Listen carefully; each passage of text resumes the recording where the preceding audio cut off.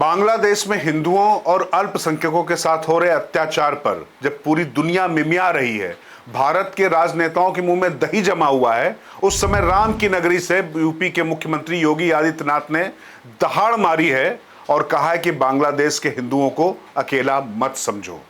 उन्होंने राम की नगरी से एक सभा में राम लला की मूर्ति की प्राण प्रतिष्ठा के समय जिस तरीके से अपने उद्गार व्यक्त किए, उसमें क्षोभ भी था, दुख भी था, आक्रोश भी था और हिंदुत्व का गौरव भी था। उन्होंने साफ साफ कहा कि 90% उन हिंदुओं में से दलित हैं, लेकिन भारत के राजनेताओं के मुंह से बोल इसलिए नहीं फूट रहे क्योंकि वो उनके वोटर नहीं है। पहले योगी आदित्यनाथ ने क्या कहा, ये सुन लीजिए।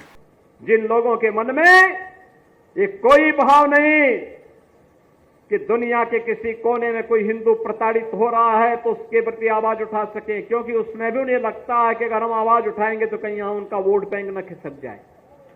वोट बैंक भी जिनको दुनिया के अंदर होने वाले किसी अत्याचार में वोट बैंक दिखाई देता हो, वो आपके हितैषी कैसे हो सकते हैं।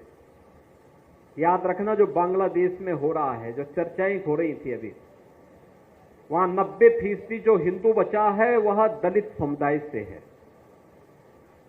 और मैं इसीलिए कहना चाहूंगा, ये जो सबके मुंह सिले हुए हैं, इसलिए सिले हुए हैं क्योंकि इनके मालूम है कि बांग्लादेश को हिंदू उनका वोटर नहीं होगा। वह हिंदू है, ये हो सकता है उसकी गलती हो, लेकिन हम उसको गलती नहीं मानते, हम उसको मानते हैं उसका सौभाग्य है कि वो हिंदू है और उसकी रक्षा करना हम सबका दायित्व है। तो सुना आपने बुलडोजर बाबा का ये किस तरीके का पैगाम है बांग्लादेश के लिए। और उन्होंने कहा कि तमाम हिंदुओं का, जो मैंने कहा था ना कि उनको एक दर्द था, उनके साथ दर्द से वो जोड़ा उन्होंने, क्योंकि वहां औरतों के साथ दुष्कर्म हो रहे हैं, दुराचार हो रहा है, किस तरीके से लोगों को घसीट घसीट कर घरों से मारा जा रहा है। लेकिन उसके बाद भी प्रधानमंत्री नरेंद्र मोदी ने तो जरूर ट्वीट करके खासतौर से हिंदुओं और अल्पसंख्यकों की चिंता करने के लिए कहा था, लेकिन सरकार, भारत सरकार की अपनी राजनयिक कुछ व्यवस्थाएं होती हैं।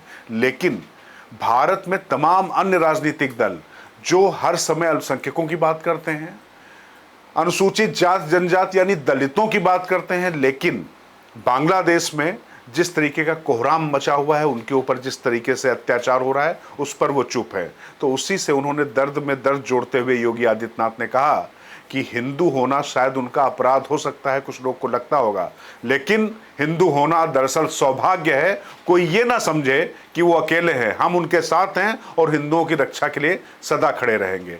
नाथ संप्रदाय के मठ के मठाधीश के रूप में योगी आदित्यनाथ के फायर ब्रांड भाषण आप सब लोग सुनते रहे। मुख्यमंत्री के तौर पर भी लगातार वो जब हिंदुत्व की बात आती है तो सारी प्राथमिकताएं पीछे हो जाती हैं। और अब जब पड़ोसी देश में इस तरीके की घटना हो रही है, और वो भी वो देश जो भारत ने अपने पुरुषार्थ से उनको दिया था, वहीं पर हिंदुओं पर जब अत्याचार हो रहा है, तो योगी आदित्यनाथ के बोलने के अपने मायने हैं। हमारी ये खबर आपको कैसी लगी, कमेंट बॉक्स में जरूर बताएं। मैं राजकिशोर, बुलंद भारत टीवी, ताकत आपकी।